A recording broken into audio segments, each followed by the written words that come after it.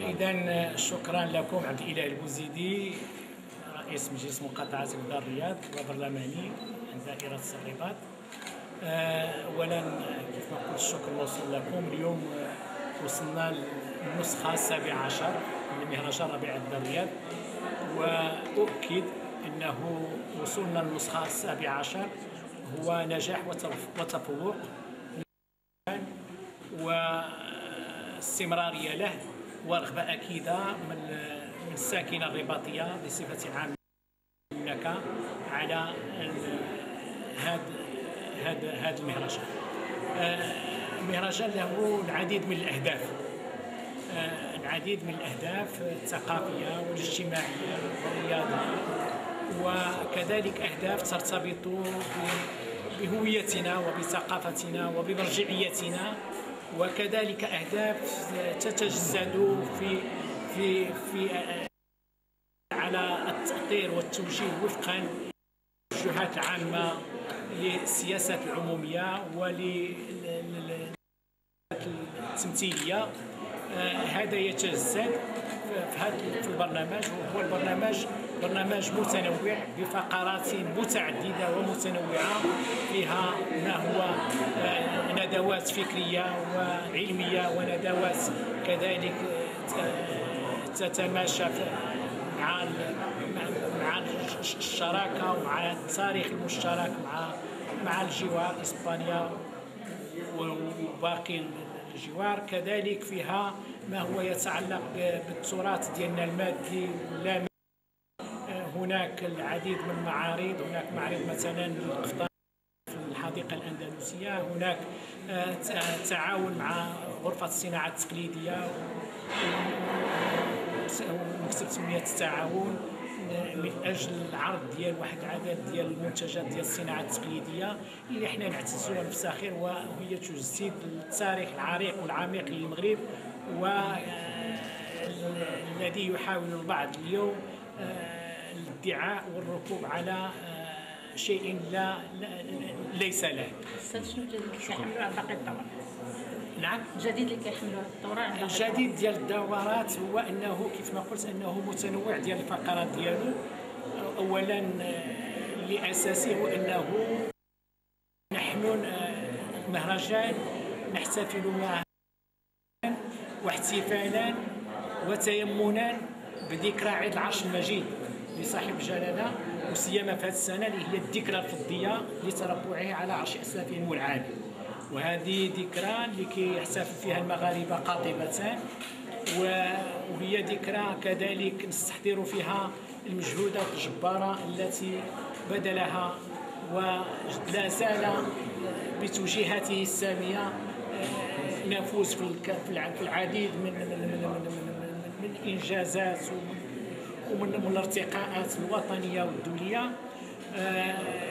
كذلك المنجزات والاوراش الكبرى اللي كتعرفها المملكه المغربيه. اذا هذا هدف من الاهداف الاساسيه، اننا نحتفلوا وكذلك اننا يكون عندنا الافتخار بالمجهودات الجباره للمملكه، وانه ابنائنا وانه الجيل ديالنا وانه كذا يكون عارف هذه المساله. وانا على يقين انه الجميع متمكن من هذا الموضوع. كذلك لانه فاش كنتكلموا على الجديد هو هاد الانشطه الثقافيه اللي كاينه، وهي انشطه كيف ما قلت متنوعه، فيها ندوات فكريه، فيها الموسيقى والطرب الاندلسي، فيها الملحون، فيها الامازيغيه، فيها فقرات ديال الشباب، فرق شبابيه من اجدها. اذا هي متنوعه. وكذلك في الفن التشكيلي وفي المعارض وفي الرياضه، لانه كاين الكره الحديديه، كاين السباق على الدراجات الناريه، كاين عروض في التايكواندو، في التايك بوكسينغ. اذا كاين مقابله ديال رمزيه ديال قدماء اللاعبين في دوري ديال كرة القدم. إذا كاين تنوع، كاين الشق الاجتماعي حاضر بقوة، كذلك حاضر الشق الاجتماعي. وأساسا الزيارات ديالنا لانه المستشفيات اللي هي بطبيعه الحال متواجده في التراب ديال المجلس، مستشفى الاطفال، مستشفى الانكولوجيه، وهاد الاطفال اللي عاده كنقوموا بواحد العدد ديال الانشطه ثقافيه معهم، موسيقيه، وكذلك تقديم بعض الجوائز، وكذلك اقامه واحد الحفل مع هاد الفئه ديال الاطفال اللي هم فلذات الاكباد ديالنا، من اجل اسعادهم، من اجل ادخال السعاده، وجعلوا انهم يشاركوا معنا في هذا المهرجان بهم بالاسر ديالهم اللي كتكون حاضره. اذا هذا حضور قوي. كذلك هذه المساله ديال الحضور، لانه اساسا احنا عندنا واحد 10 الفضاءات اليوم اللي كنقيموا فيها النشاط. هذه الفضاءات كلها من اجل اننا نقربوا للمواطنين، انه يكونوا المواطنين حاضرين. كذلك عندنا واحد عدد الفرقاء المشاركين، فرقاء فيهم مؤسسات عموميه، وفيهم شبه عمومي، وفيهم مؤسسات ثقافيه وفكريه، وفيهم الحضور القوي ديال المجتمع المدني اللي هو شريك حقيقي وفاعل، واليوم كيساهم في هذا البرنامج بعديد في عديد من الفقرات وعديد من الانشطه. اذا هذا هو الحضور. مساله اخرى فيما يتعلق بالاهداف، اولا احنا نسعى لاكتشاف المواهب والقدرات والابداعات ديال الشباب وديال ديال ديال ديال الساكنه، لانه هذه فرصه للابتكار وفتح الباب امام كل الطاقات الشابه والمثقفه للمساهمه والابداع. شكرا.